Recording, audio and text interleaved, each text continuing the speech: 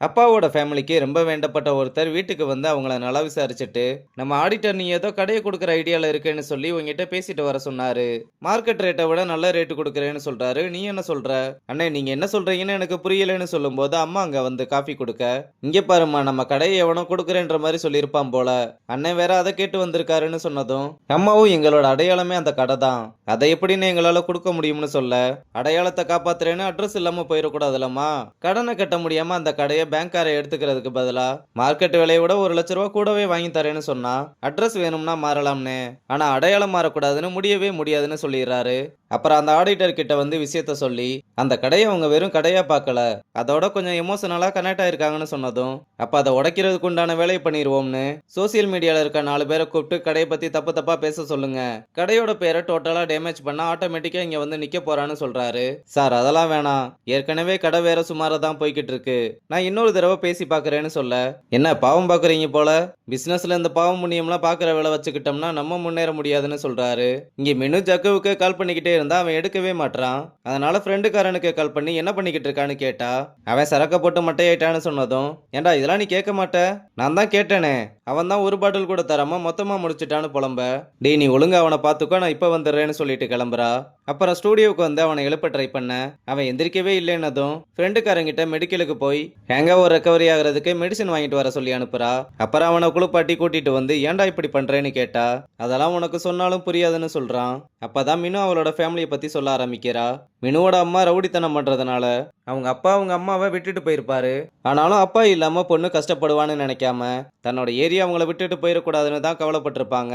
வாழ்க்கையில நம்ம பண்ற மிஸ்டேக்கை நம்ம திருத்திக்கலாம், ஆனா நம்மளை பெத்தவங்க பண்ற மிஸ்டேக்கை நம்மளால இப்படி திருத்த முடியும். இப்படி நீ குடிக்கிறதுனால எதுவுமே மாறப்போறது இல்ல, நீ மது உன்ன தப்பா நினைச்சிட்டான்னு தான் ஃபீல் பண்றேன்னு புரியுது, ஆனா இதுல உன்னோட தப்பு எதுவுமே இல்ல, ரொம்ப டைம் ஆச்சு, நீ ஃபர்ஸ்ட் வீட்டுக்கு போ, நீ இன்னும் வரலேன்னு உங்க அம்மா கவலைப்படுவாங்கன்னு சொன்னதும், நம்ம பையனும் தான் எதுவும் தப்பு பண்ணலையேன்னு ரியலைஸ் பண்றான். இங்க அம்மாவும் ஹாஸ்பிட்டலுக்கு செக்அப் வந்திருக்கும் போது பிரியனை பார்த்ததும், நீங்க பிரியன் தானே, போட்டோல பார்த்ததை விட ரொம்ப ஒல்லியா இருக்கீங்கன்னு சொன்னதும், சாரி ஆண்டி நீங்க யாருன்னு கேக்குறான். அம்மாவும் சொல்ல மறந்துட்டேன்னு நான் தான் ஜெய்சுவோட அம்மான்னு சொல்றாங்க.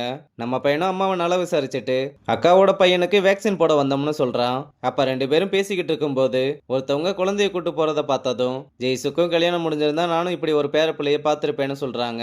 நானும் சொல்லிட்டேன் ஆண்டி, அவங்க தான் கேட்க மாட்டாங்கன்னு சொன்னத அம்மா அளவா சொன்னதா நினைச்சுக்கிட்டு, என்ன பண்றது கொஞ்சம் பிடிவாதம் அதிகம்னு சொல்ல, கொஞ்சம்லாம் இல்ல ஆண்டி ரொம்ப பிடிவாதம், இடையில பெரிய சண்டையெல்லாம் வந்து அப்புறம் அவங்களே வந்து சாரி கேட்டு இப்ப நல்லா பழகிக்கிட்டு இருக்கோம்னு சொல்றான். நீங்க அவ அப்படியெல்லாம் இருக்கான்றதுக்காக பேசாம விட்டுறாதீங்க, நீங்க பேச பேசதான் எல்லாம் சரியாகும்னு சொல்லும்போது, அக்கா குழந்தைய கூப்பிட்டு வந்து போலாமான்னு கேட்க, நம்ம பையனும் அம்மாவை அறிமுகப்படுத்தி வைக்கிறான். அக்காவும் நீங்க செஞ்சு கொடுத்த குழம்பு ரொம்ப நல்லா இருந்துச்சுன்னு சொல்றாங்க. அப்புறம் அம்மாவும் பிரியன் கிட்ட நான் சொன்னதெல்லாம் மறந்துடாதீங்கன்னு நைஸா பிரியனோட நம்பரையும் வாங்கிட்டு போனதும், அக்காவும் இதெல்லாம் பார்த்துட்டு நீ போற ரூட் ஒன்றும் சரியில்லையேன்னு சொல்றாங்க. இங்க ஆடிட்டரும் அப்பா கிட்ட நேரடியா வந்து மிரட்டி பார்க்க, அப்பா இந்த உருட்டல் மிரட்டலுக்கெல்லாம் நான் பயப்படுற ஆளு கிடையாதுன்னு சொல்றாரு. உடனே ஆடிட்டரும் ரொம்ப கோவமா, நீங்க இப்படியே பேசிக்கிட்டு இருந்தா தேவையில்லாம உங்களுக்கு தான் பிரச்சனை வரும், இத்தனை வருஷத்துல நான் எத்தனையோ பிரச்சனையை பார்த்துட்டேன், இது எனக்கு வெறும் கடை மட்டும் இல்ல, இது எனக்கு சோறு போடுற சாமி, இதை என்னால அப்படிலாம் தூக்கி கொடுத்துட முடியாதுன்னு சொல்றாரு. உடனே கடுப்புல ஆடிட்டரும் எந்திரிச்சு கிளம்ப, அப்பாவுக்கு தெரிஞ்சவரும் ஆடிட்டரை பகச்சுக்கிற வேலை வச்சுக்காத, ஒழுங்கா யோசிச்சு ஒரு நல்ல முடிவாயிடு, அதுதான் உனக்கு நல்லதுன்னு சொல்லிட்டு போறாரு. அப்புறம் அப்பா வீட்டுக்கு வந்து ஆபீஸ்ல நடந்த எல்லா விஷயத்தையுமே சொன்னதும், ஜெய்சு உடனே இதை லீகலா தான் ஹேண்டில் பண்ணணும்னு நம்ம ஒரு கேஸ் ஃபைல் பண்ணி எல்லாத்தையுமே பாத்துக்கலாம்னு சொல்ல, இல்லம்மா நீ நினைக்கிற மாதிரி அவன் ஒன்றும் சாதாரண ஆள் கிடையாது, அவன் கிட்ட ஆள் பலம் அதிகார பலம்னு எல்லாமே இருக்கு, நம்ம இதை கொஞ்சம் பொறுமையா தான் ஹேண்டில் பண்ணணும்னு சொல்றாரு. ஆனா ஜக்கு அப்பாவோட பேச்ச கேட்காம அக்கா கிட்ட வந்து விஷயத்த சொல்ல, அந்த ஆளு கொஞ்சம் மோசமானவன் தான், இருந்தாலும் பாத்துக்கலாம், ஆனா ஒரு 10 லட்சம் ரூபாய் செலவாகும்னு சொன்னதும், என்னது 10 லட்சமானு நம்ம பையன் சாக்காகுறான். அக்காவும் கோடிக்கணக்கில் போற கடைக்கு ஒரு 10 லட்சம் ரூபாய் வாங்க முடியாதான்னு கேட்க, நம்ம பையன் திரு திருன்னு முழிக்கிறத பார்த்துட்டு, சரி நமக்கு தெரிஞ்ச பையனா போயிட்ட, ஒரு 2 லட்சம் கம்மி பண்ணி 8 லட்சமா கொடுத்துரு, காசெல்லாம் இருக்குல்லன்னு கேட்க, மினுவா அதெல்லாம் இல்லாம உங்ககிட்ட கூட்டு வருவானான்னு கேட்கிறா. அப்ப இனிமேல் கடையை பத்தின கவலையை விட அக்கா பாத்துக்கிறேன்னு சொல்றாங்க.